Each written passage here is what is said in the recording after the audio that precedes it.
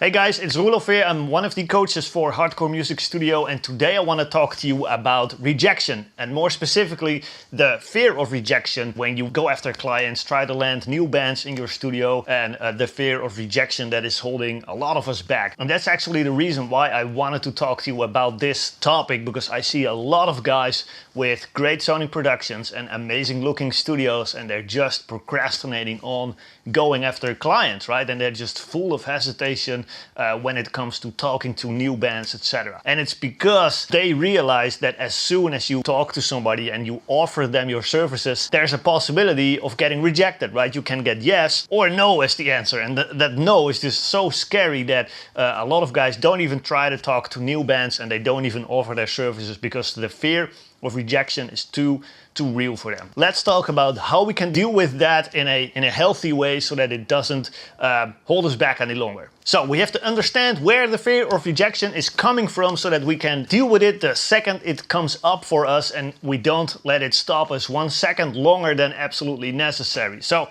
we have to realize that what's actually going on is that we're not so afraid of the word no, and we're also not really afraid of the rejection itself, but we're actually way more afraid of the meaning that we attach to that rejection ourselves. And here's what I mean by that. If a band says no, well, that must mean that I still suck, right? That my skills aren't good enough yet. Otherwise, they would happily come and work with me. Or if bands say no and they reject me, well, that means that I'm not ready to charge money for my services yet. Or maybe I'm charging too much money for my services. Or if bands say no, well, that means the industry is completely saturated, there's no more room for me, and that's why I'm not landing any clients. The point is, we just have a lot of bad things that we say to ourselves when we get rejected, right? And the reason why those things bother us so much is that we actually start to believe that those negative thoughts are true. We start to believe that the fact that this band rejected us is proof that we're not good enough yet. And it's proof that we're charging too much money for our services. Then the next time we're probably not gonna feel very confident to reach out to a new band. And so what most of us are doing to deal with that is that we're trying to prevent getting rejected, right? We're trying to prevent falling off the horse. And we do that by lowering our rates or offering more free work. We kind of become desperate when bands start rejecting us, and we don't want them to say no. So we do anything basically to make them say yes. But you have to realize that there's absolutely no way to prevent getting rejected, right? It's just an inevitable part of building a business, and it's gonna happen to all of us if it hasn't happened already. So this will never go away. We can't go around this.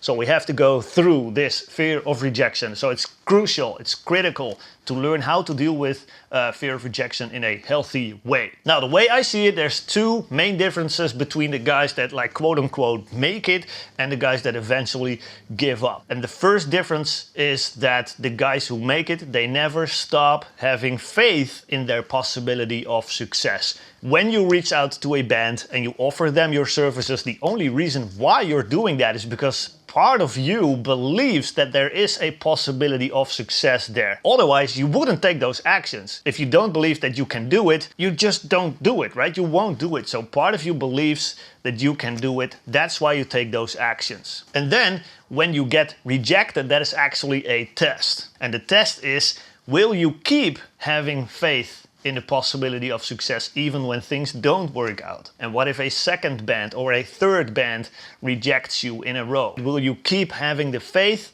that what you want is still possible? Now, the guys that eventually give up, they stop believing that.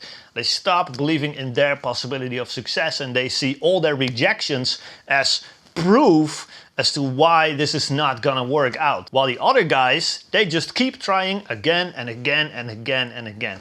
Major difference. And the second thing that separates those who make it from those who don't is that when they do get the rejection, which inevitably happens, well, then they don't make it mean anything about themselves. They don't go there, they don't let that stop them or slow them down. They realize that in order to win at the game, well, you have to actually play the game. You can't stand on the sidelines just being afraid of getting rejected and expect to win. You have to get on that horse and you have to actually play the game in order to win. And yes, that means that you will get rejected from time to time, similar like you will fall off the horse from time to time if you do that enough. But that is literally the game that we're playing here. Now think about it like this. So imagine you get to know a new band, right? And you decide that you would like to work with them, and that's now become your goal, right? Well, you have to realize that that goal is entirely made up by yourself. You just use your imagination and you decide all by yourself, like, I want to work with this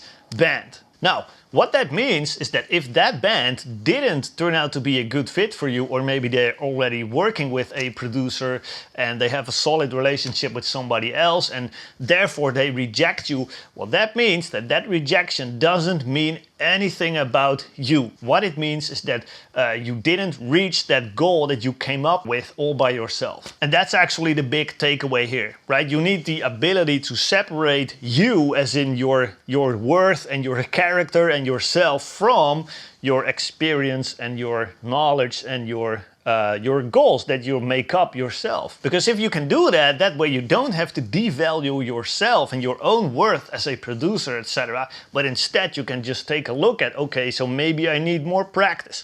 Maybe I need more experience. Maybe I need more knowledge. Maybe you need to take a look at how you've been setting up those conversations with potential clients. And if you can do that, you don't lose any courage and any confidence, right? You can just try again and again and again, because you don't make it mean anything about you if you get the rejection. Hopefully you found value in this. Let me know. And until next time, take care.